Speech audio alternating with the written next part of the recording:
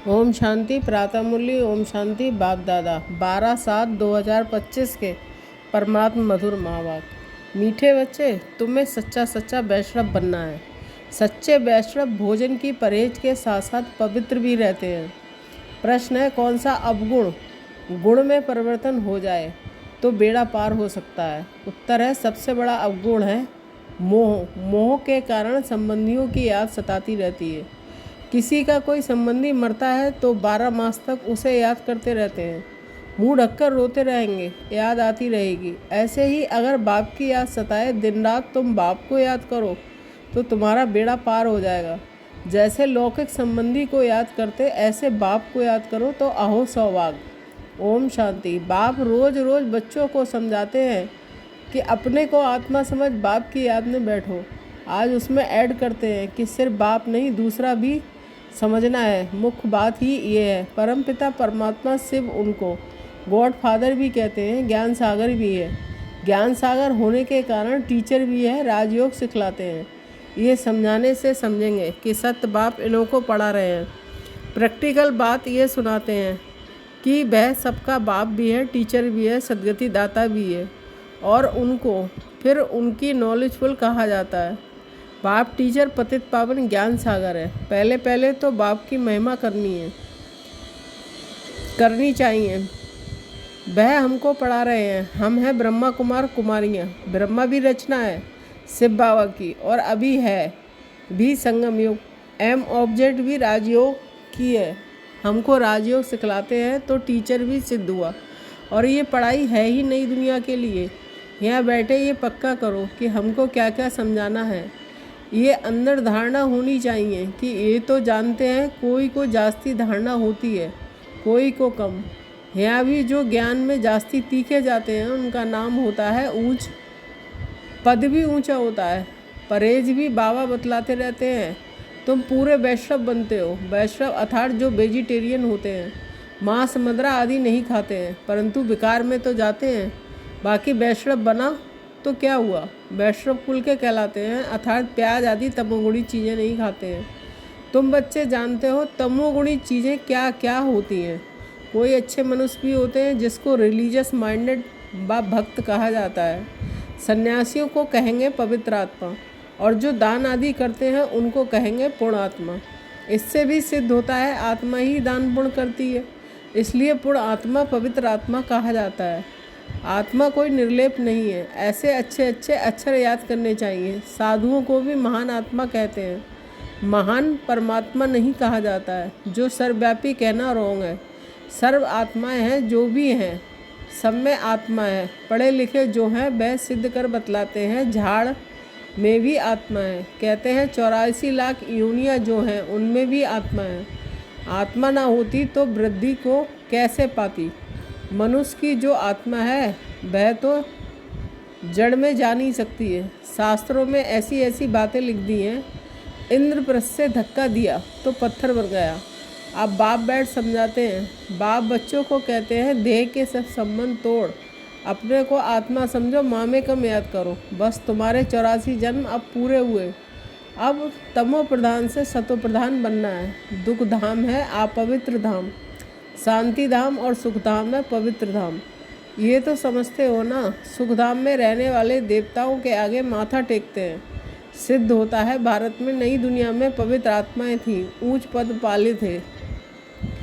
अभी तो गाते हैं मुझ निर्गुण हारे में कोई गुण नहीं है। भी ऐसे कोई गुण नहीं है। मनुष्यों में मोह भी बहुत होता है। मरे हुए की भी याद रहती है। बुद्धि में आता है ये मेरे बच्चे हैं। पति अथवा बच्चा मरे तो उनको याद करते रहते हैं। स्त्री 12 मास तक तो अच्छी रीति याद करती है, मुंह ढककर रोती रहती है। ऐसे मुंह ढककर अगर तुम बाप को याद करो दिन रात तो बेड़ा ही पार हो जाए। बाप कहते हैं कि जैसे पति को तुम याद करती रहती हो, ऐसे मेरे को याद करो तो तुम्हारे विक्रम विनाश हो जाए। बाप युक्तियाँ बतलाते हैं, ऐसे ऐसे करो।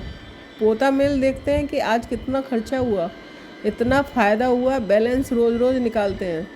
कोई मास निकालते हैं। यहाँ तो ये ज़रूरी है, बाप ने बार बार समझाया है। बाप कहते हैं कि तुम बच्चे सौभाग्यशाली, हजार भाग्यशाली, करोड़ भाग्यशाली, पदम अरब खरब भाग्यशाली हो। जो बच्चे अपने को सौभाग्यशाली समझते हैं वह ज़रूर अच्छी तरह से बाप को याद करते रहेंगे, वही गुलाब के फूल बनेंगे। ये तो नटशेल में समझाना होता है, वरना तो खुशबूदार फूल है, मुख्य है याद की बात। सन्यासियों ने योग अक्षर कह दिया है, लौकिक बाप ऐसे नहीं कहेंगे कि मुझे याद करो या पूछें कि मुझे याद करते हो। बाप बच्चों को, बच्चा बाप को याद है ही, ये तो लॉ है। ये पूछना पड़ता है क्योंकि माया भुला देती है। यहाँ आते हैं, समझते हैं, हम बाप के पास जाते हैं तो बाप की याद रहनी चाहिए। इसलिए बाबा चित्र भी बनाते हैं तो वह भी साथ में हो।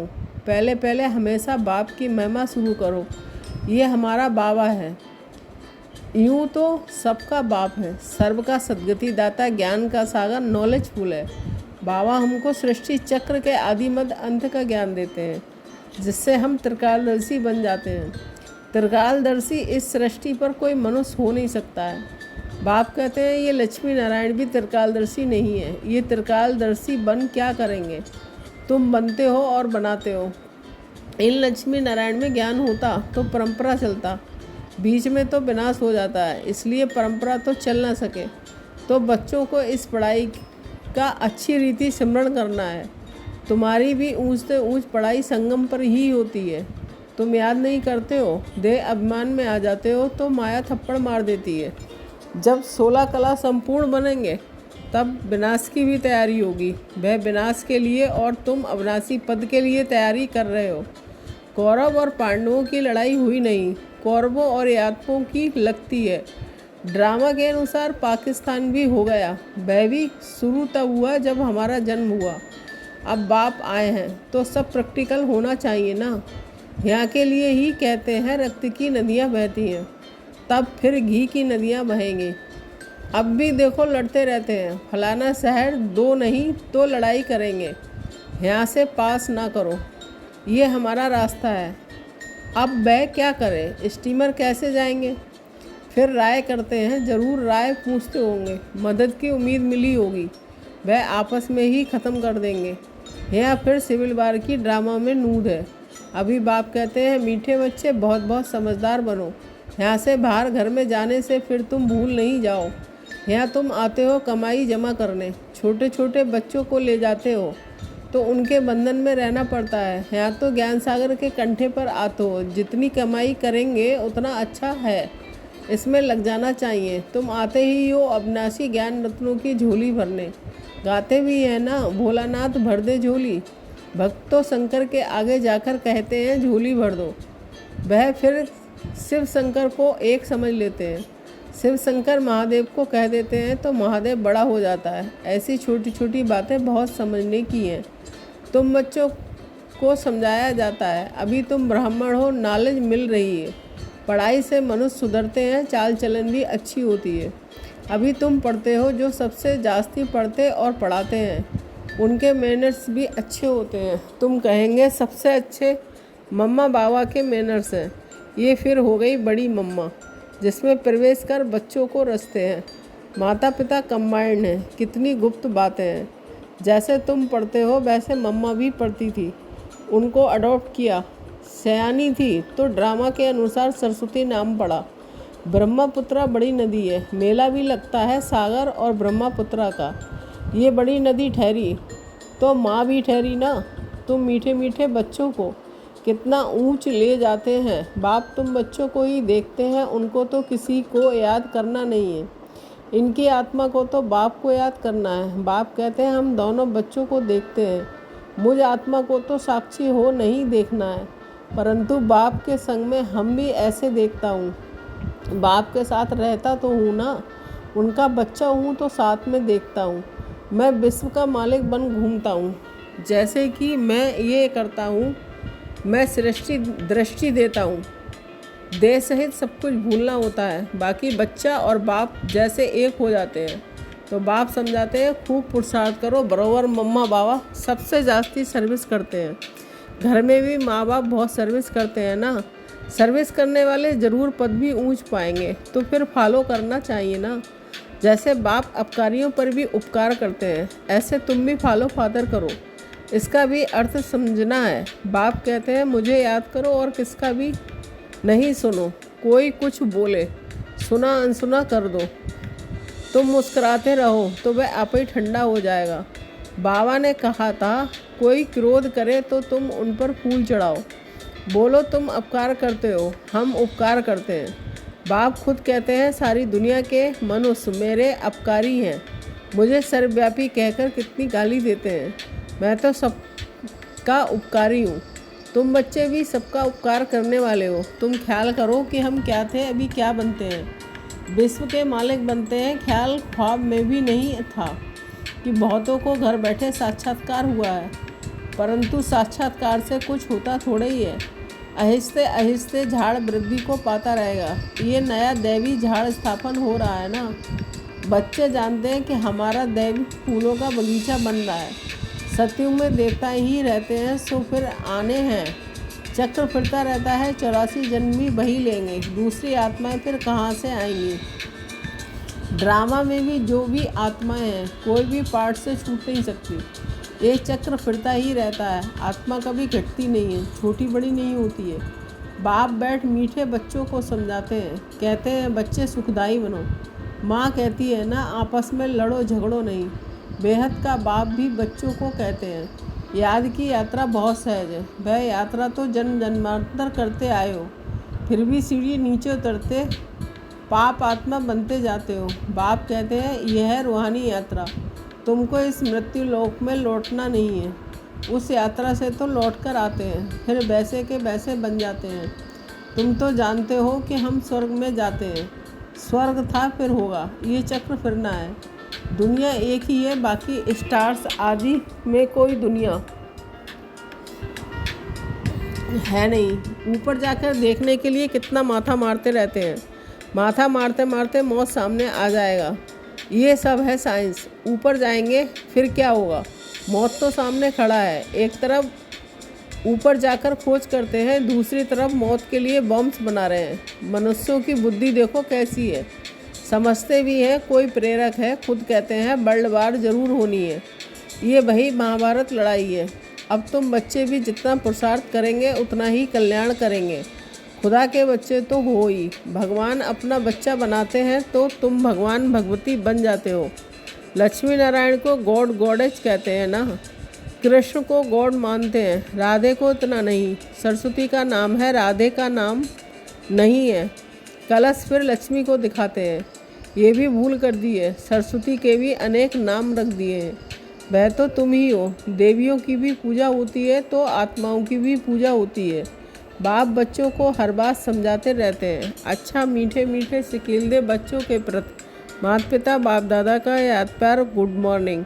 रूहानी बाप की रूहानी बच्चों को नमस्ते। हम रूहानी बच्चों की रूहानी माता पिता बाप दादा को याद प्यार गुड मॉर्निंग, नमस्ते नमस्ते, शुक्रिया बाबा शुक्रिया।